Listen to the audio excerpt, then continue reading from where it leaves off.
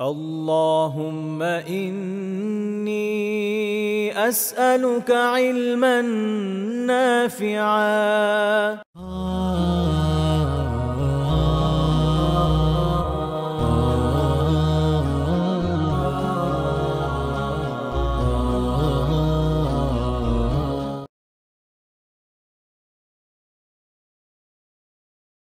أما بعد الله من الشيطان الرجيم بسم الله الرحمن الرحيم وتوبوا إلى الله جميعا أيها المؤمنون لعلكم تفلحون আমরা আল্লাহ সুবহানাহু ওয়া তাআলার দরবারে অসংখ্য গণিত শুকরিয়া আদায় করছি। আল্লাহ সুবহানাহু ওয়া তাআলা আমাদেরকে দারসুল ঈমানের আরেকটি ক্লাসে অংশগ্রহণ করার সুযোগ দিচ্ছেন, আলহামদুলিল্লাহ। আমাদের পক্ষ থেকে অসংখ্য গণিত দুরূদ ও সালাম আমাদের প্রিয় নবী মুহাম্মদ, আমরা সবাই পড়ি সাল্লাল্লাহু আলাইহি ওয়াসাল্লাম, এবং তার সম্মানিত পরিবার পরিজন এবং সাহাবায়ে কেরাম এবং তাদের পথ ধরে যারা চলে গিয়েছেন তাদের সবার প্রতি। সম্মানিত ভাই বোনেরা, আমরা ইমানের শাখা প্রশাখা নিয়ে কথা বলছিলাম। একটু যদি কেউ বলেন আমরা কয় নম্বর শাখা আমরা শেষ করছিলাম, সেখান থেকে আমরা শুরু করবো ইনশাআল্লাহ বিইজনিল্লাহ। আচ্ছা, ঠিক আছে, তাহলে আমরা এখন 46 নম্বর ইমানের শাখা নিয়ে আমরা কথা শুরু করব। 46 নম্বর ইমানের শাখা হচ্ছে সৎ কাজে আনন্দিত হওয়া এবং অসৎ কাজে মর্মাহত হওয়া। ইমানের 46 নম্বর শাখা কি? ইমানের 46 নম্বর শাখা হচ্ছে সৎ কাজে ভালো লাগা। একজন মানুষ যখন সৎ কাজ করে তার একটু ভালো ফিল হবে যে না, আলহামদুলিল্লাহ, আল্লাহ তাআলা আমাকে সেটা আমল করার তৌফিক দান করেছেন। এবং 2 নাম্বার হচ্ছে যে এটার পাশাপাশি যে সে যখন অসৎ কাজ করবে তখন তার মধ্যে খারাপ লাগা কাজ করবে, যে হায় হায় আমি করলাম কি এটা আসলে। তার মধ্যে খারাপ অনুভূতিটা কাজ করবে। আর শয়তানের ওয়াসওয়াসায় পড়ে আমরা খারাপ কাজ করে ফেলি, আল্লাহ না করুন।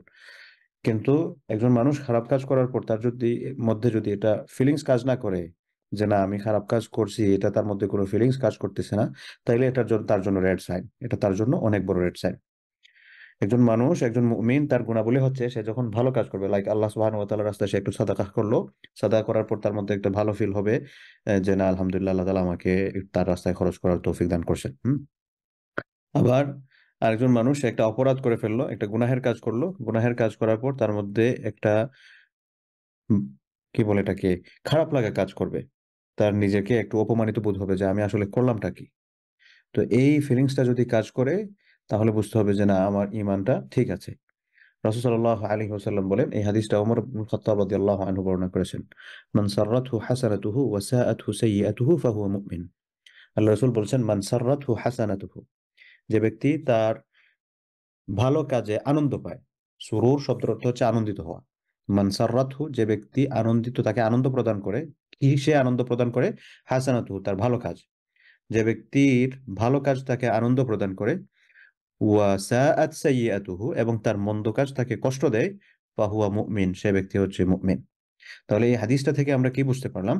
এই হাদিসটা থেকে বুঝতে পারলাম যে ইমানের একটা শাখা হচ্ছে সৎ কাজ করার পর আনন্দ অনুভব করা এবং অসৎ কাজ করার পর খারাপ লাগা। নামাজ পড়ছেন, নামাজ পড়ার পর আল্লাহর দরবারে শুকরিয়া আদায় করা, আলহামদুলিল্লাহ, আল্লাহ আপনি আমাকে নামাজ পড়ার তৌফিক দিছেন। আমি যখন নামাজ আদায় করতেছি, এই মুহূর্তে কত মানুষ আছে বেনামাজি হয়ে ঘুরতেছে, কিন্তু আল্লাহ আপনি যে আমাকে নামাজ পড়ার তৌফিক দান করছেন, এজন্য আল্লাহ আমি খুবই কৃতজ্ঞ আপনার প্রতি। আমি আপনার প্রতি খুবই শুকরগুজার। আমি আলহামদুলিল্লাহ আপনার শুকরিয়া আদায় করতেছি। আমি খুব খুশি আপনি যে আমাকে এই নামাজটা পড়ার তৌফিক দান করছেন, আপনি আমাকে একটু কোরআন পড়ার তৌফিক দান করছেন, আপনি আমাকে আপনার রাস্তায় একটু খরচ করার তৌফিক দান করছেন। আমি এটার জন্য খুব খুশি। কিন্তু একটা খারাপ কাজ করার পর আবার এদিকে খারাপ লাগা কাজ করতেছে, যে হায় হায় আমি এটা কি করলাম, আল্লাহ আমি এটা ভুল করে ফেলছি। না বুঝে অথবা বুঝেও শয়তানের ওয়াসওয়াসায় পড়ে, আল্লাহ আমি এটা করে ফেলছি, আমাকে মাফ করেন না আল্লাহ, প্লিজ আল্লাহ মাফ করেন না। তো এই অনুভূতিটা যদি আমাদের মধ্যে কাজ করে তাহলে বুঝতে হবে যে না, আলহামদুলিল্লাহ, আমাদের ঈমানটা ঠিকঠাক আছে। তাহলে ঈমানের 46 নম্বর শাখা হচ্ছে সৎ কাজে আনন্দ পাওয়া এবং অসৎ কাজে কষ্ট পাওয়া। তাহলে ঈমানের 46 নম্বর শাখা হলো সৎ কাজে আনন্দিত হওয়া এবং অসৎ কাজে কষ্ট পাওয়া।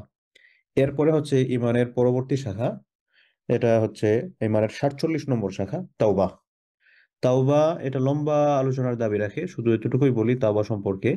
তাওবা মানে হচ্ছে আল্লাহ সুবহানাহু ওয়া তাআলার কাছে কায় মনোবাক্যে ক্ষমা প্রার্থনা করা। তাওবা কাকে বলে? তাওবা হচ্ছে আল্লাহ সুবহানাহু ওয়া তাআলার কাছে কায় মনোবাক্যে ক্ষমা প্রার্থনা করা। এখন তাওবা করার জন্য তিনটা বিষয়ের নিশ্চয়তা আমার মধ্যে প্রয়োজন হবে। তাওবা করার জন্য তিনটা বিষয়ের নিশ্চয়তা আমার মধ্যে প্রয়োজন।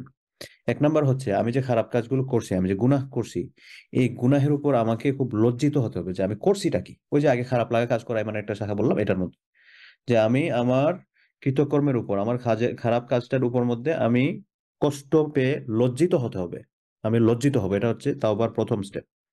2 নাম্বার স্টেপ হচ্ছে আমি আল্লাহর সাথে প্রতিশ্রুতিতে আবদ্ধ হব যে আল্লাহ, আমি এই কাজটা আর করব না। I have to promise with Allah subhanahu wa ta'ala that I will never do again. আমি এই কাজটা আমি আর কখনো করব না, আমি এই কাজটা কখনোই ভবিষ্যতে আমি করতে যাব না। তো এটা সম্পর্কেই আল্লাহ সুবহানাহু ওয়া তাআলা আমাদেরকে জানিয়ে দিচ্ছেন কোরআনুল কারীমে, বা আল্লাহ রাসূল অসংখ্য হাদিসের মধ্যে বলেছেন তাওবা সম্পর্কে।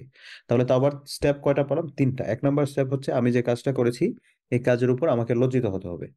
2 নাম্বার স্টেপ হচ্ছে যে এটার পর আমি নিজেকে প্রমিস করতে হবে নিজের সাথে যে আমি এই কাজটা পুনরায় করব না। হ্যাঁ, যদিও পরবর্তীতে আমি ভুল করে আবার করে ফেলি সেটা ভিন্ন বিষয়, কিন্তু অ্যাটলিস্ট আমি এই প্রমিসটা করে, এই প্রমিসটা রাখার জন্য, এই প্রতিজ্ঞাটা রাখার জন্য আমাকে সচেষ্ট হতে হবে।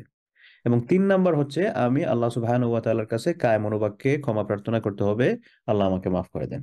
তাহলে তওবার পদ্ধতি কিভাবে? প্রথমে আমি আমার কৃতকর্মের উপর লজ্জিত হলাম। 2 নাম্বার হচ্ছে আমি এটা আর করব না, এটার জন্য প্রতিজ্ঞা করলাম। 3 নম্বর হচ্ছে আল্লাহ তাআলার কাছে আমি ক্ষমা প্রার্থনা করব, আল্লাহ, আমি আমার কৃতকর্মের উপর লজ্জিত। আল্লাহ, আমি আপনার সাথে প্রতিজ্ঞা করতেছি এটা আমি আর করব না। আল্লাহ, আপনি এবার আমাকে মাফ করে দেন। এটা হচ্ছে তাওবার পদ্ধতি। এবার তাওবার গুরুত্ব সম্পর্কে আমরা যদি কিছু কথা বলি, আল্লাহ সুবহানাহু ওয়া তাআলা বলেছেন ওয়াতুবু ইলাল্লাহি জামিআন। হে আল্লাহ তাআলা বলছেন, তুবু, তোমরা আল্লাহ তাআলার কাছে ক্ষমা প্রার্থনা করো, জামিআন, সবাই মিলে। আইয়ুহাল মুমিনুন, হে মুমিনগণ। সুতরাং মুমিনদের একটা কাজ হচ্ছে, ইমানের একটা শাখা হচ্ছে আল্লাহ তাআলার কাছে ক্ষমা প্রার্থনা করা। এবং আপনি যখন তওবা করবেন, আপনি আল্লাহকে জিজ্ঞেস করলেন, আল্লাহ, আমি তওবা করলাম, ঠিক আছে, তওবা করার বিপরীতে আমি কি অর্জন করতেছি? আল্লাহ সুবহানাহু ওয়া তাআলা তখন বলেন লাআল্লাকুম তুফলিহুন, যাতে করে তুমি সফল হতে পারো। এখন আপনি যদি আমাকে জিজ্ঞেস করেন যে আমি সফল হতে চাই, কি কি মাধ্যম অবলম্বন করলে আমি সফল হতে পারবো, যে যে মাধ্যম অবলম্বন করলে আপনি সফল হতে পারবেন, তোর মধ্যে অন্যতম হচ্ছে তওবা করা।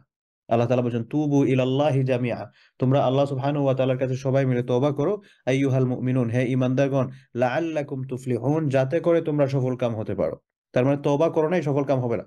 আমি গ্যারান্টি দিয়ে এটা লিখে দিতে পারি, যে সকল মানুষ তওবার সাথে নিজেকে যুক্ত রাখবে না, সেই মানুষগণ কখনো সফলতার মুখ দেখবে না, না এই দুনিয়াতে না আখেরাতে।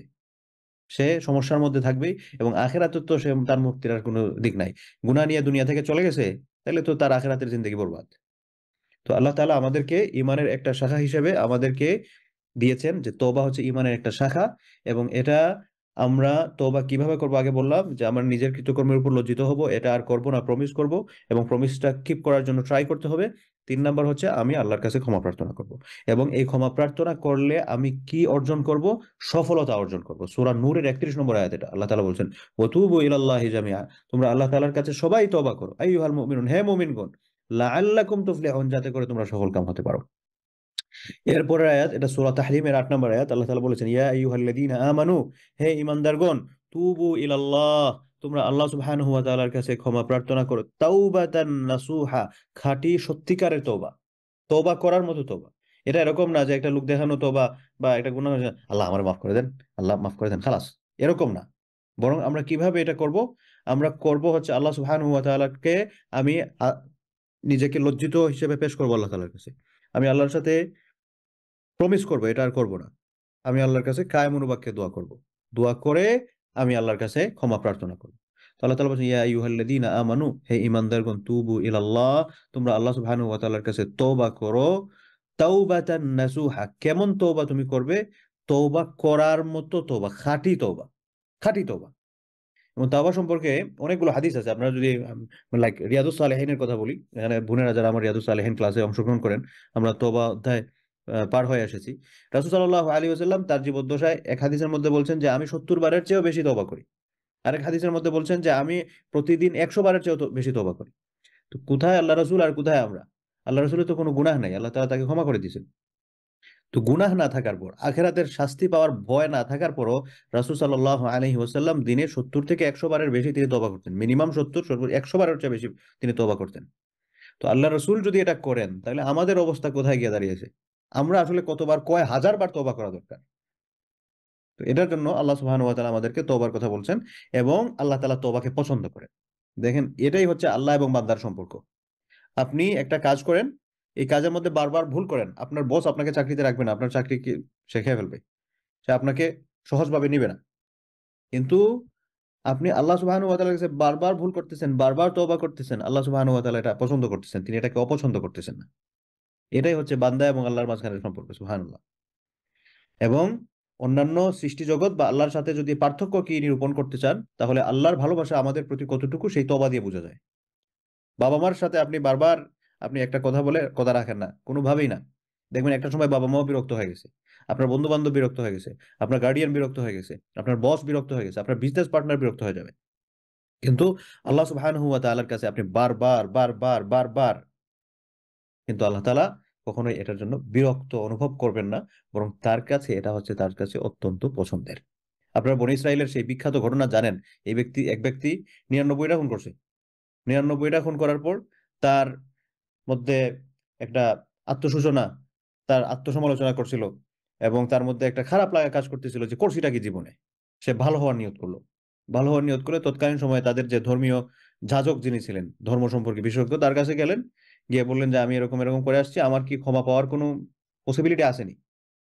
লোক বলল যে না, ক্ষমা পাওয়ার কোনো কোনো পসিবিলিটি নাই। বেচারার গেছে মিজাজ খারাপ হয়ে, যে বলছে ক্ষমা পাওয়ার কোনো পসিবিলিটি নাই তাকে মেরে ফেলছে। হয়ে গেল ১০০। এরপরে আবার তার মধ্যে খারাপ লাগা শুরু হলো যে হায় হায় করছিটা কি, আসছিলাম হচ্ছে তওবা করার জন্য, যার কাছে আসছি তওবা করার জন্য তারাই মেরে দিলাম, করছিটা কি আমি। বেচারার খারাপ লাগাটা আরো বেশি হলো এবং আবার চিন্তা করলো যে কিভাবে কি করা যায়। আবার খুঁজে খুঁজে আরেকজন তাদের ধর্মীয় শেখকে খুঁজে বের করলো, বনী ইসরাইলের ঘটনা বলতেছি আর কি, তৎকালীন সময়। ওনার কাছে গেল, গিয়ে বলল যে আমি এরকম এরকম করে আসছি, আমার কি ক্ষমা পাওয়ার কোনো সুযোগ আছে কিনা। উনি বললেন হ্যাঁ আছে, তুমি আল্লাহর কাছে কায়মুর বাক্যে ক্ষমা প্রার্থনা করো এবং এই এলাকাটা হচ্ছে পাপাচারের এলাকা, তুমি এই এলাকা ছেড়ে অন্যত্র চলে যাও, এখানে ভালো লোকদের সংস্পর্শে তুমি সেখানে চলে যাও, তোমার তোবার জন্য এই এলাকাটা খুব বেশি উপযোগী হবে, সেখানকার মানুষরা তোমার জন্য ভালো হবে। সে তার এলাকা ছেড়ে ওইদিকে যাওয়া শুরু করলো, মাঝখানে মারা গেল। তারপরে ঘটনা কি আপনারা জানেন, যে আল্লাহ সুবহানাহু ওয়া তাআলা শেষ পর্যন্ত ওই ব্যক্তিকে কিন্তু ক্ষমার দিকে নিয়ে গেছেন। তখন আপনি বলবেন তারাকে ৯৯ ১০০টা খুন করার পর কি ক্ষমা মাফ হয়ে যায়, আল্লাহ তাআলা ক্ষমা করে দিবে, তা আমিও তো করতে পারি। না, বিষয়টা কিন্তু এরকম না। একজন মানুষকে হত্যা করার মাধ্যমে অপরাধ দুইটা সংঘটিত হয়। একটা হচ্ছে আল্লাহর আদেশের অমান্য করা হয়, যে আল্লাহ তাআলা নিষেধ করেছেন কোনো মানুষকে হত্যা করা যাবে না। আরেকটা হচ্ছে আরেকজন মানুষকে হত্যা করার মাধ্যমে বান্দার হক নষ্ট করা হয়। আপনি আমার জীবন নিয়ে নিছেন, আমার জীবন আপনি নিয়ে নিলেন, আমার উপর আপনি জুলুম করেছেন। তো আল্লাহ তাআলা তার অংশ মাফ করে দিবেন তার কাছে তওবা করলে, কিন্তু বান্দার হক কিন্তু তওবায় মাফ হবে না। বান্দার হক বান্দাকে এটার বিপরীতে হয় জরিমানা দিতে হবে, না হয় তাকে খুশি করতে হবে। তো যাই হোক, যে কথা থেকে গিয়েছিলাম, যে তওবা আল্লাহ সুবহানাহু ওয়া তাআলার কাছে অত্যন্ত পছন্দনীয় একটা ইবাদত। আরেকটি আয়াতে আল্লাহ সুবহানাহু ওয়া তাআলা বলেছেন, ওয়া আনিবু ইলা রাব্বিকুম, আল্লাহ তাআলা বলছেন তোমরা ফিরে আসো তোমাদের রবের দিকে। আনিবু, তোমরা ফিরে আসো, ইলা রাব্বিকুম, তোমাদের প্রভুর দিকে। ওয়া আসলিমু, এবং ওয়া আসলিমু লাহু, এবং তোমরা তার দিকে আত্মসমর্পণ করো, তার অনুগত তোমরা হও। মিন ক্বাবলি আইয়াতিয়াকুমুল আযাব, তোমাদের নিকট শাস্তি আসার আগে। অর্থাৎ তোমরা যদি তোমার রবের দিকে ফিরে না আসো, তোমার রবের কাছে আত্মসমর্পণ না করো, তোমার রবের অনুগত যদি না হও, তোমার রবের কাছে যদি তওবা না করো, তাহলে ইয়াতিকুমুল আযাব, তোমাদের জন্য কিন্তু শাস্তি আসবে। সুতরাং যা করার শাস্তি আসার আগে করে নাও। আরেকটা হাদিসে রাসূল সাল্লাল্লাহু আলাইহি ওয়াসাল্লাম বলছেন, আন্নাহু লা ইউগানু আলা কলবি, আল্লাহ রাসূল বলতেছেন যে মাঝে মধ্যে আমার অন্তরও খুব মানে ভারাক্রান্ত হয়ে যায়, কষ্ট লাগে। আন্নাহু লা ইউগানু আলা কলবি, আমার অন্তরও মাঝে মধ্যে এমন হয় যে এটা খুব ভারাক্রান্ত হয়ে যায়। কিন্তু এরপর আমি কি করি, ওয়া ইন্নী লা আস্তাগফিরুল্লাহ ফিল ইয়াউমি মিআতু মাররা, আমি আল্লাহর কাছে প্রতিদিন ১০০ বার ক্ষমা প্রার্থনা করি। আবু দাউদের হাদিস এটা।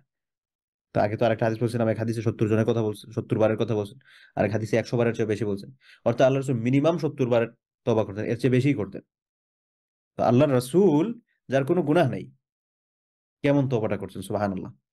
এজন্য তওবার মাধ্যমে একজন মানুষ ভেজাল থেকে খাঁটি সোনায় পরিণত হয়ে যায়। আপনি আগের জীবনে কি করছেন না করছেন সেটার জন্য খুব খারাপ লাগা কাজ করে। এটার সলিউশন হচ্ছে আপনি আল্লাহর কাছে কায় মনোবাক্যে তওবা করেন। আল্লাহ সুবহানাহু ওয়া তাআলা আপনাকে সলিউশন দিবেনই দিবেন। আল্লাহ সুবহানাহু ওয়া তাআলা আপনাকে সলিউশন দেওয়ার ঘোষণাই দিয়েছেন। তো এটাই হচ্ছে যে দুনিয়াবী সম্পর্ক এবং আল্লাহর সাথে সম্পর্কের পার্থক্য।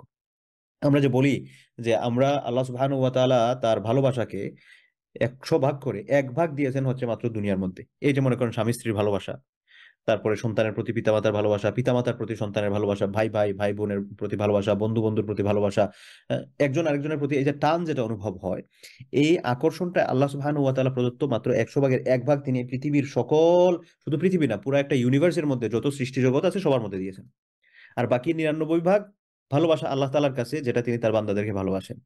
এবং এই ভালোবাসার প্রমাণ হচ্ছে যে আপনি বারবার বারবার আপনি নিজে সঠিক পথ থেকে সরে যাচ্ছেন, বিচ্যুত হচ্ছেন সঠিক পথ থেকে, তারপরও আপনি এসে আল্লাহ তাআলাকে বলছেন আল্লাহ মাফ করে দাও। আল্লাহ সুবহানাহু ওয়া তাআলা বলছেন তুমি ঠিক ক্ষমা চাওয়ার মতো যদি ক্ষমা চাও, ক্ষমা করে দিব। সুবহানাল্লাহ। এটাই হচ্ছে বান্দা এবং আল্লাহর মাঝখানে পার্থক্য। যাই হোক, তো এজন্য তওবা সম্পর্কে আরো অনেক কথা বলা যাবে, আরো অনেক আয়াত আছে।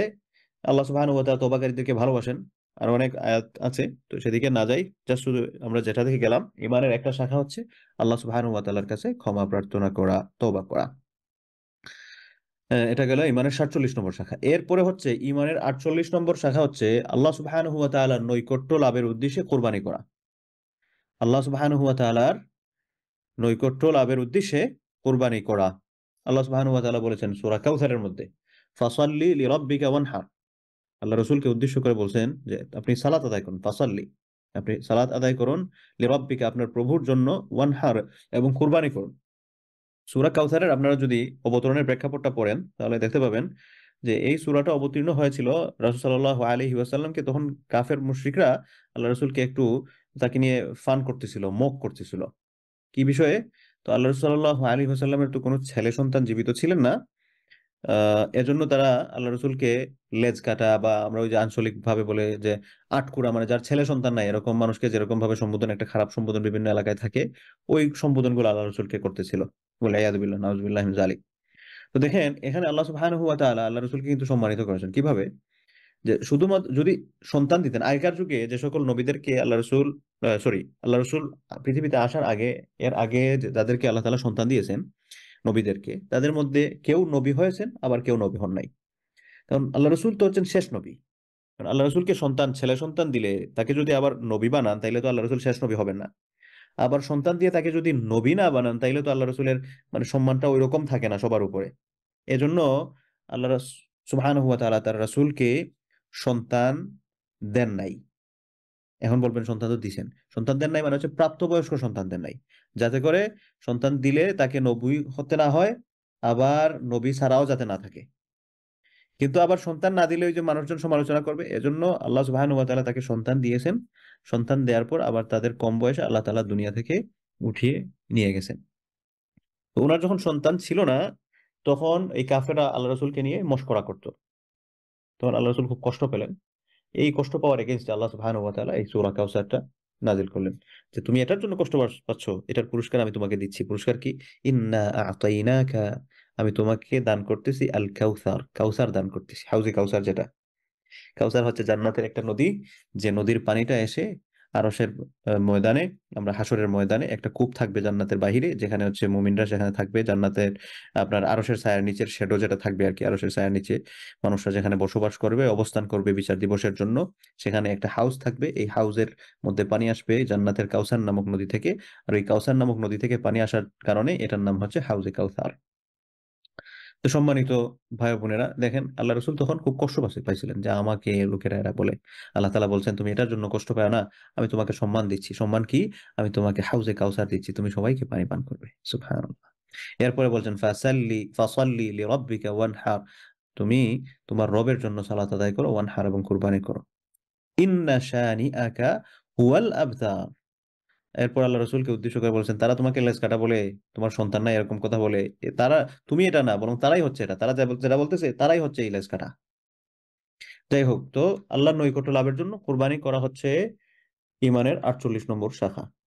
আল্লাহ সুবহানাহু ওয়া তাআলার কাছে কোরবানিটা অত্যন্ত পছন্দের একটা ইবাদত। এই কোরবানিটা বিভিন্ন ভাবে হয়, একটা হচ্ছে পশু কোরবানি করা, আর একটা হচ্ছে আর্থিক কোরবানি করা। আল্লাহ সুবহানাহু ওয়া তাআলা আরেকটা আয়াতের মধ্যে বলছেন ওয়াল বুদনা জাআলনাহা লাকুম মিন শাআইরিল্লাহি লাকুম ফিহা খায়র। ওয়াল বুদনা জাআলনাহা লাকুম, কুরবানির জন্য আল্লাহ সুবহানাহু ওয়া তাআলা, বুদনুন শব্দের অর্থ হচ্ছে উট। হুম। আল্লাহ তাআলা কোরবানির জন্য নির্দিষ্ট উটগুলোতে আল্লাহ তাআলার নিদর্শন রেখেছেন, এটা তিনি বর্ণনা করতেছেন। ওয়াল বুদনা আর নির্দিষ্ট যে উটগুলো, জাআলনাহা লাকুম, তোমাদের জন্য আমি এগুলোর মধ্যে রেখেছি, মিন শাআইরিল্লাহ, আল্লাহর নিদর্শন সমূহের মধ্য থেকে কিছু জিনিস রাখছি, ফিহা খাইর, এবং এগুলোর মধ্যে অনেক কল্যাণ আছে। অর্থাৎ কুরবানি করলে এটার মধ্যে যেরকম ভাবে আল্লাহর অনেক নিদর্শন আছে, ঠিক ওরকম ভাবে এটার মধ্যে তোমাদের জন্য অনেক অনেক কল্যাণ আছে। এজন্য কেউ বিপদ আপদে পড়লে আমরা যে বলি না আল্লাহ রাস্তায় আহ, কিছু দান করা, বা কি বলে এটাকে, আল্লাহ রাস্তায় কিছু খরচ করা, তো এই খরচের যে কনসেপ্ট, যেটা এটা আল্লাহ সুবহানাহু ওয়া তাআলার কাছে খুব পছন্দের। আপনি দেখেন পৃথিবীর মধ্যে সর্বপ্রথম যে হত্যাকাণ্ডটা সংঘটিত হয়, এটা হচ্ছে আদম আলাইহিস সালামের সন্তান হাবিলকে কাবিল হত্যা করেছিল। তো কাবিল যখন হাবিলকে হত্যা করার আগে তাদের মধ্যে কথা হচ্ছিল কি নিয়ে মারামারি হইতেছিল। মারামারিটা হইতেছিল হচ্ছে আগেকার যুগে বলতে আদম আলাইহিস সালামের পর তখন একজন ছেলে এবং একজন মেয়ে জন্মগ্রহণ করতেন, জুড়ায় জুড়ায়, এক ছেলে এক মেয়ে। তো প্রথম জোড়ায় যে ছেলে এবং মেয়ে জন্মগ্রহণ করছেন, এই ছেলে মেয়ের বিয়ে হতো হচ্ছে দ্বিতীয় জোড়ার ছেলে এবং মেয়ের সাথে, অর্থাৎ প্রথম জোড়ার ছেলে দ্বিতীয় জোড়ার মেয়ে, এবং দ্বিতীয় জোড়ার ছেলে প্রথম জোড়ার মেয়ে, এরকম। এখন কাবিলের ভাগে পড়ছে হচ্ছে হাবিলের বোন, আর হাবিলের ভাগে পড়ছে হচ্ছে কাবিলের বোন। এদিকে হাবিলের বোনকে কাবিলের পছন্দ ছিল না, এজন্য সে বললো যে না, আমি আমার সাথে যে জন্মগ্রহণ করছে আমি তাকেই বিয়ে করব। আদম আলাইহিস সালাম বললেন, না, তুমি এটা তৎকালীন সময়ের যে শরিয়াহ ছিল, তুমি এটার বিপরীতে যেতে পারো না, এটা করতে পারো না। তখন তাদের মধ্যে হলো, ঠিক আছে, আমরা এই দাবির পক্ষে আমরা কুরবানি করব, যারটা পছন্দ হবে, আল্লাহ সুবহানাহু ওয়া তাআলা যারটা পছন্দ করবেন, সে তাকে বিয়ে করবে। তো হাবিল এবং কাবিল দুইজনে মিলে কোরবানি করলো। আকাশ থেকে আগুন এসে হাবিলের যে কোরবানিটা করলো এটাকে জ্বালিয়ে দিয়ে গেল। এটা ছিল হচ্ছে কোরবানি গ্রহণ যে হয়েছে এটার একটা সাইন। তখন কাবিল যে পরাজিত হয়ে গেছে এটা তো বোঝাই যাচ্ছে, কিন্তু কাবিল তাতেও থেমে গেল না। সে বলল যে আমি তোমাকে হত্যা করব, হত্যা করে আমি আমার দাবির উপর ঠিক থাকবো। হাবিল বলল, লাইম বাসাত্তা ইয়াদাকা ইলাইয়া লিতাকতুলানি, তুমি যদি আমাকে হত্যা করার জন্য তোমার হাতটা আমার দিকে প্রসারিত করো, মা আনা বিবাসিত, আমি আমার হাত তোমার দিকে প্রসারিত করে তোমাকে হত্যা করব না। আমি আল্লাহকে ভয় করি, তুমি যেটা করতেছো এটা কিন্তু জুলুম করতেছো। তারপর তো হত্যা হয়ে গেল। তো যে কথাতে গেলাম, যে দেখেন এখানে হক বাতিল প্রমাণ হওয়ার একটা মাধ্যম ছিল তখন কোরবানি। এরপরে হচ্ছে ইব্রাহিম আলাইহিস সালাতু ওয়াস সালামকে যখন আল্লাহ সুবহানাহু ওয়া তাআলা পরীক্ষা করতে গেলেন, ইব্রাহিম আলাইহিস সালাতু ওয়াস সালামকেও কিন্তু আল্লাহ সুবহানাহু ওয়া তাআলা স্বপ্নে দেখালেন কি, তার সন্তানকে কোরবানি করতেছেন। অর্থাৎ কোরবানিটা হচ্ছে আল্লাহ সুবহানাহু ওয়া তাআলার অত্যন্ত পছন্দের একটা ইবাদা, অত্যন্ত পছন্দের একটা ইবাদা। তো আল্লাহর নৈকট্য লাভের জন্য অন্যতম একটা কাজ হচ্ছে কোরবানি করা, এবং এটার মধ্যে অনেক কল্যাণ রয়েছে, আল্লাহ তাআলার অনেক নিদর্শন রয়েছে। এখন এই কোরবানিটা যদি করেন, এই কোরবানিটাকে আল্লাহ সুবহানাহু ওয়া তাআলা বলেছেন শাআইরুল্লাহ, আল্লাহ তাআলার নিদর্শন। আর এটাকে যদি আপনি সম্মান প্রদর্শন করেন আল্লাহ তাআলার এই নিদর্শনকে, এটাকে আল্লাহ সুবহানাহু ওয়া তাআলা বলেছেন এটা হচ্ছে মুমিনের অন্তরের আল্লাহ বিরুদ্ধে, তার মনের অন্তরের মধ্যে যে আল্লাহ বিরুদ্ধে আছে এটা প্রমাণ করবে। কিভাবে? আল্লাহ সুবহানাহু ওয়া তাআলা কোরআন কারীমে বলছেন, সূরা হাজর আয়াত, ওয়া মান ইউআযযিম শাআইরাল্লাহ, যে ব্যক্তি আল্লাহ সুবহানাহু ওয়া তাআলার নিদর্শন সমূহকে সম্মান করবে, ফাইন্নাহা মিন তাকওয়াল কুলুব, তা মূলত অন্তরের তাকওয়া হতেই হয়ে থাকে। ফাইন্নাহা, নিশ্চয় এটা, মিন তাকওয়াল কুলুব, অন্তরের আল্লাহ বিরুদ্ধা থেকে। অর্থাৎ আপনি কোরবানিকে সম্মান প্রদর্শন করছেন, এটা হচ্ছে আল্লাহ সুবহানাহু ওয়া তাআলার কাছে পছন্দের কাজ, এবং এটা হচ্ছে আল্লাহ সুবহানাহু ওয়া তাআলাকে যে আপনি ভয় করেন এটা একটা প্রমাণ। রাসূল সাল্লাল্লাহু আলাইহি ওয়াসাল্লাম আহ, তার যে সকল আমল, অনেকগুলো আমলই তো তিনি করেছেন, তো তার মধ্যে প্রায়োরিটি বেসিসের ক্ষেত্রে আল্লাহ রসুলের তিনি কোরবানিকে খুব পছন্দ করতেন, তিনি নিজ হাতে জবাই করতেন তার কোরবানির পশুটা। তো এই কোরবানিটা একটা তো হচ্ছে মৌসুম কেন্দ্রিক, মানে হচ্ছে ঈদুল আজহা কেন্দ্রিক আমরা যে কোরবানিটা করি। আর এমনি তো আমরা নফল কোরবানি, যে আমি আল্লাহ তাআলার সন্তুষ্টির জন্য আমি এই পশুটা জবাই করতেছি, এটা জবাই করে আমি সবাইকে আমি খাওয়াইলাম, এটাও হতে পারে। যাই হোক, তো ইমানের একটা শাখা, 48 নম্বর শাখা হচ্ছে আল্লাহ তাআলার নৈকট্য লাভের জন্য কোরবানি করা। এরপরে হচ্ছে 49 নম্বর শাখা, এটা হচ্ছে ইসলামী নেতার অনুগত্য করা, ইতাআতুল আমির, নেতার অনুগত্য করা। এই নেতা মানে হচ্ছে আপনার কি বলে, সেকুলার নেতা নয়। এই নেতা মানে হচ্ছে ইসলামী নেতা, অর্থাৎ ইসলামী রাষ্ট্র যদি কায়েম থাকে, অথবা যিনি লিডার আছেন তিনি যদি শরিয়াহ অনুযায়ী আইন কানুন পরিচালনা করেন, তাহলে তার অনুগত্য করা, এটা হচ্ছে ইমানের একটা শাখা। আল্লাহ সুবহানাহু ওয়া তাআলা ইমানদারদেরকে উদ্দেশ্য করে বলছেন, ইয়া আইয়ুহাল্লাযীনা আমানু, হে ইমানদারগণ, আতিউল্লাহ, তোমরা আল্লাহ তাআলার আদেশের অনুসরণ করবে, ওয়া আতিউর রাসূল, এবং তার রাসূলের অনুসরণ করবে, এবং শর্ত সাপেক্ষে, অর্থাৎ ওয়া উলিল আমরি মিনকুম, এবং তোমাদের যারা নির্দেশ দেবার অধিকারী, অর্থাৎ তোমার নেতা যারা, তাদের আদেশের অনুগত্য করবে। সত্য হচ্ছে তাদের আদেশগুলো আল্লাহ এবং তার রাসূলের আদেশের অনুগামী হতে হবে। আল্লাহ এবং তার রাসূলের আদেশের অনুগামী হতে হবে। কারণ আমার নেতা যদি আমাকে আদেশ দেয় আল্লাহ এবং তার রাসূলের বিপরীতে কিছু, তাহলে আমি সেটা মানব না। বরং আমি কখন তার অনুগত্য করা আমার উপর আবশ্যক? যখন সে আল্লাহ এবং তার রাসূলের অনুগত্য অনুসারে, আল্লাহ এবং তার রাসূলের আদেশের অনুগামী হয়ে সে যখন আমাকে কোনো কিছু আদেশ করবে, তখন সেটা অনুসরণ করা আমার জন্য হচ্ছে ওয়াজিব। ঈমানের একটা শাখা, আমার জন্য এটা আবশ্যক। এটা আমার করতেই হবে। রাসূল সাল্লাল্লাহু আলাইহি ওয়াসাল্লাম একটা হাদিসের মধ্যে বলেছেন, আমরা এ ব্যাপারে বাড়াবাড়ি ছাড়াছাড়ির কবলের মধ্যে পড়ে যাই। যে এক গ্রুপ আছে যে না, ইসলামী নেতৃত্ব এবং ইসলামী নেতৃত্বের অনুসরণ এটাকে খুব বেশি গুরুত্বই দেয় না। আরেক গ্রুপ আছে এমন গুরুত্ব দেয় অন্য সব কিছুর পেছনে এটাকে ফেলে দেয়। সবকিছুকে সবকিছুর পেছনে এটা হচ্ছে সবার আগে, এরকম একটা অবস্থা। আবার কেউ আছে এটার কোনো গুরুত্বই বুঝে না। তো এই দুইটার মাঝামাঝি অবস্থায় থাকতে হবে। মাঝামাঝি অবস্থায় কি? যে এটা ইসলামের খুবই গুরুত্বপূর্ণ একটা বিধান। আপনি ইসলামী রাষ্ট্র কায়েমের জন্য চেষ্টা করবেন, আপনার যতটুকু ক্ষমতা আছে। আপনি সমাজের মধ্যে ইসলামী আইন কানুন প্রতিষ্ঠার জন্য যতটুকু আপনার ক্ষমতা আছে সেটার জন্য আপনি চেষ্টা করবেন। এবং যদি কায়েম হয়ে যায় আলহামদুলিল্লাহ, বা আমার লিডার সে যদি ইসলামিক হয়ে থাকে, তিনি আমাকে যে আদেশ নিষেধ করবেন আমি সেটা মেনে চলবো।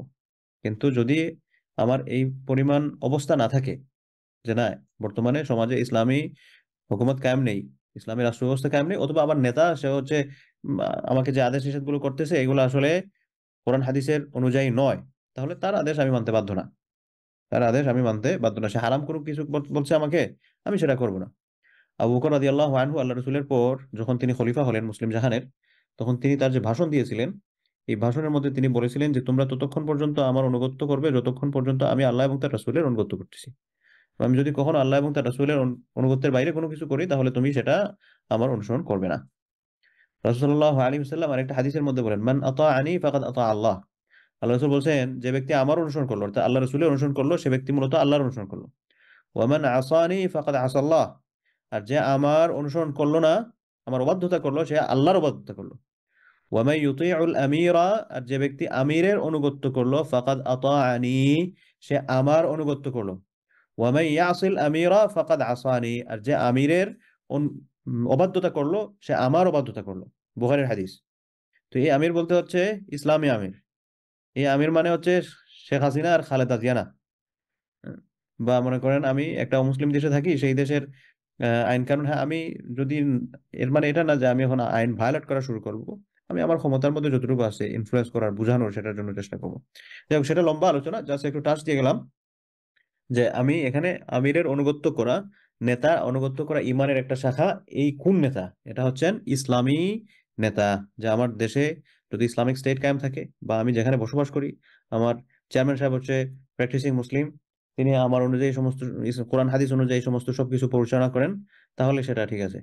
আর না হয় সেটা ঠিক নাই। হুম। এরপরে আরেকটা হাদিসে রাসূল সাল্লাল্লাহু আলাইহি ওয়াসাল্লাম বলেছেন, এটা আবু যর রাদিয়াল্লাহু আনহু থেকে বর্ণিত। ইয়া আবা যর, আল্লাহ রাসূল আবু যর রাদিয়াল্লাহু আনহুকে বললেন যে হে আবু যর, ইসমা, তুমি শুনবে। শুনবে মানে হচ্ছে ইসমাইল আমির, তুমি আমিরের কথা শুনবে। ওয়া আতি, এবং তুমি তার অনুগত্য করবে। ওয়ালাউ আবদান হাবশিয়ান, আমির যদি একজন হাবশি, একজন গোলামও যদি হয়।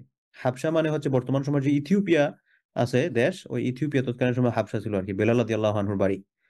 তো তুমি শুনবে, অনুগত্য করবে। তোমার আমির যদি একজন এই, মানে এটা তৎকালীন সময় হাবশারা ছিল একটা গরিব এলাকা, এবং ওখানে অধিকাংশ মানুষ দাস ছিল আর কি। তো সে যদি একজন হাবশি দাসও হয়, তাহলেও তুমি তার কথা শুনবে। মুজাদ্দা আল আতরাফ, এবং সে এবড়ো থেবড়ো মাথা বিশিষ্ট, পঙ্গু, দেখতে সুন্দর না, দেখতে খারাপ লাগে, এরকম কেউ যদি তোমার আমির হয়, তাহলে তুমি তারপরও তাদের কথা শুনতে হবে। অর্থাৎ ইসলামে আমিরের অনুগত্য করা এটা খুবই গুরুত্বপূর্ণ বিষয়। ইসলামিক স্টেটে আমিরের এতাআত যদি কেউ না করে, তাহলে তার ইমানের পূর্ণতা নাই। ইমানের পূর্ণতা নাই। যেমন মনে করেন আফগানিস্তানের কথা যদি আমরা বলি, আফগানিস্তানে কেউ যদি মনে করেন স্টেটের বাইরে কোনো কিছু করে, এখন তার নিজের মতো করে, সে দেশের, যেহেতু তারা শরিয়া অনুযায়ী তাদের দেশ পরিচালনা করতেছেন, এমত অবস্থায় তারা যদি সেটা অনুগামী না হয়, তাহলে কিন্তু তার ইমানের মধ্যে দুর্বলতা আছে, এবং এটা অত্যন্ত অত্যন্ত বড় পাপ। আল্লাহ রাসূল এই সকল ব্যাপারে আরো অনেক হাদিস বলেছেন, সেদিকে আর সময়ভাবে গেলাম না। এরপরে হচ্ছে ইমানের 50 নম্বর শাখা। ইমানের 50 নম্বর শাখাটা হচ্ছে জামাতবদ্ধ জীবনযাপন, একতাবদ্ধ জীবনযাপন। এই গ্রুপ গ্রুপ হয়ে যাওয়া না। ইসলাম বর্তমানে দেখেন আমাদের কমিউনিটির মধ্যে কত গ্রুপ, নিজেদের মধ্যে করে আমরা এক একজন এক একটা নিজেদের একটা মানহাজ তৈরি করে ইসলামকে ভাগ ভাগ করে নিচ্ছি। তো ইসলাম এরকম ভাগ বাটোয়ারার জিনিস নয়, ইসলাম এক ছাতার নিচে থাকার জিনিস। কিন্তু আমরা না বুঝে আমরা ইসলামকে ভাগ ভাগ করে নিচ্ছি। যদিও ঠিক আছে, আপনি কাজের সুবিধার্থে আপনি একটা ইউনিট বানাতে পারেন, আপনি একটা প্ল্যাটফর্ম তৈরি করতে পারেন, কিন্তু এই প্ল্যাটফর্মটাকে আলাদা একটা মানহাজ কেন বানাচ্ছেন? এই প্ল্যাটফর্মটাকে আলাদা একটা ফিরকা কেন বানাচ্ছেন? আলাদা একটা মতবাদ কেন তৈরি করে দিচ্ছেন ইসলামের নামে? এই যে আলাদা মতবাদটা তৈরি করতেছেন, এটা কিন্তু হারাম কাজ হচ্ছে। আমরা মাদ্রাসায় একটা প্রতিষ্ঠান পরিচালনা করার জন্য একজন একটা স্কুল করছে, আরেকজন একটা কলেজ করছে, আরেকজন একটা মাদ্রাসা করছে, হতে পারে, কোনো সমস্যা নাই। সবাই তো আর এক প্রতিষ্ঠানে চলে আসবে না। আপনি ইসলাম শেখাবেন, ইসলাম মানানোর জন্য চেষ্টা করবেন, ইসলাম প্রতিষ্ঠার জন্য চেষ্টা করবেন, একটা প্ল্যাটফর্ম আপনার নিজের মতো করে নিজের চিন্তার মতো করে দরকার করতে পারেন। কিন্তু এই প্ল্যাটফর্মটাই হচ্ছে একমাত্র ইসলামিক প্ল্যাটফর্ম, বাকিগুলো না। অথবা আমি হক আর বাকিগুলো হচ্ছে সব বাতিল। এই চিন্তাটা আমরা কেন লালন করি? হ্যাঁ, কেউ যদি তার কর্মের কারণে সে এমন কোনো কাজ করে যে কাজটা হচ্ছে কোরআন সুন্নাহ বিরোধী এবং এগুলো ফাসিকি কাজ অথবা আকীদায় সমস্যা হওয়ার মতো কাজ, তাহলে অবশ্যই আমি সেই কাজের কথা বলবো। এই কাজ দিয়ে আমি জাস্টিফাই করবো যে এই কাজ করা যাবে না, অবশ্যই না। এই কাজের মাধ্যমে যে এই কাজ যারা করে এটা আসলে সঠিক না, সেটা আমি বলতে পারি। কিন্তু আমি একজন মানুষকে সরাসরি ফতোয়া দিয়ে তুমি হচ্ছে পথভ্রষ্ট, এটা তো রাসূল সাল্লাল্লাহু আলাইহি ওয়াসাল্লাম আমাকে নিষেধ করে গেছেন। স্বয়ং আল্লাহ রসুল আমাদেরকে উদ্দেশ্য করে বলছেন যে তোমরা যে কোনো কাউকে যে কাফের বলো না, তুমি যে কোনো কাজে এরকম ব্লেম করো না, কারণ সে যদি এটা না হয়ে থাকে এটা ঘুরে কিন্তু তোমার উপর আসবে। তো আমরা এই বিষয়গুলো আসলে বুঝতে চাই না। তো জামাতবদ্ধ জীবনযাপন এটা হচ্ছে ইমানের একটা শাখা। এই জামাতবদ্ধ জীবনযাপন মানে হচ্ছে এরকম না যে আমার কোনো একটা ইসলামী পার্টিতে যোগ দিয়ে হচ্ছে বসে থাকতে হবে, এটা নয়। এটা আবার আরেকটা মানে সঠিক ব্যাখ্যা নয়। আমাদের মধ্যে প্রচলিত একটা ব্যাখ্যা আছে যে আপনি যে কোনো একটা ইসলামী দলের সাথে নিজেকে যুক্ত রাখতে হবে, এটাকে হচ্ছে ইসলামী জীবন জামাতবদ্ধ জীবনযাপন বলে। না, এটাকে জামাতবদ্ধ জীবনযাপন বলে না। আল্লাহ রসুল সাল্লাল্লাহু আলাইহি ওয়াসাল্লামের সময়ে সবাই মিলে একটা প্ল্যাটফর্ম ছিল, আলাদা আলাদা নিজেদের মতো করে এক একটা ইসলামিক পার্টি বানান নাই। বা সাহাবায়ে কেরামের যুগেও এরকম এটা ছিল না। জামাতবদ্ধ জীবনযাপন হচ্ছে সবাই ইসলামের উপর থাকা, ইসলামের জন্য সবাই একত্রে থাকা, যে ইসলাম প্রশ্নে আমরা কারোর সাথে আপোষ নাই, এই অনুভূতিটা নিজেদের মধ্যে থাকা। আল্লাহ সুবহানাহু ওয়া তাআলা বলেছেন ওয়া'তাসিমু বিহাবলিল্লাহি জামিআন ওয়া লা তাফাররাকু। ওয়া'তাসিমু, তোমরা দৃঢ়ভাবে আঁকড়ে ধরো, বিহাবলিল্লাহ, আল্লাহ তাআলার রশিকে। আল্লাহ তাআলার রশির ব্যাখ্যা কি? উলামায়ে কেরামগণ ব্যাখ্যা করেছেন এটা হচ্ছে কোরআন। তোমরা আল্লাহ তাআলার রশিকে একতাবদ্ধ হয়ে আঁকড়ে ধরো, ওয়া লা তাফাররাকু, পরস্পর বিচ্ছিন্ন হয় না। আরেকটা হাদিসে রাসূল সাল্লাল্লাহু আলাইহি ওয়াসাল্লাম বলেছেন মান খারাজা মিনাত তাআহ, যে ব্যক্তি এই জামাত থেকে, জামাতের আনুগত্য থেকে যে ব্যক্তি বের হয়ে যায়, আর তাআতুন শব্দের অর্থ হচ্ছে অনুগত্য করা। মান খারাজা মিনাত তাআহ, যে ব্যক্তি আনুগত্য থেকে বের হয়ে যায়, ওয়া ফারাকাল জামাআহ, এবং জামাত থেকে পৃথক হয়ে যায়, সুম্মা মাতা, এরপর সে যদি মৃত্যুবরণ করে, মাতা মাইতাতান জাহিলিয়া, সে জাহিলিয়াতের অবস্থায় মৃত্যুবরণ করলো। কত বড় কথা, কত বড় মারাত্মক ওয়ার্নিং আল্লাহ রাসূলের পক্ষ থেকে, সহিহ মুসলিমের হাদিস এটা। তো এই জামাতটা বলতে কি? আমি যে একতাবদ্ধ জীবনযাপন করব, এই একতাবদ্ধ জীবনযাপন হচ্ছে আমি আমার যে প্ল্যাটফর্ম আছে, প্ল্যাটফর্ম বলতে ইসলামের যে মেইন মানহাজ যেটা আছে, ইসলামের মেইন মানহাজ বলতে কি? ইসলামের মেইন মানহাজ হচ্ছে কোরআন এবং সুন্নাহর অনুসরণ করা। এটার বাইরে নিজেকে নিয়ে যাওয়া যাবে না। নিজের মতো করে একটা ব্যাখ্যা দাঁড় করায় এটাকে একটা ইজম বানায় ফেলা যাবে না।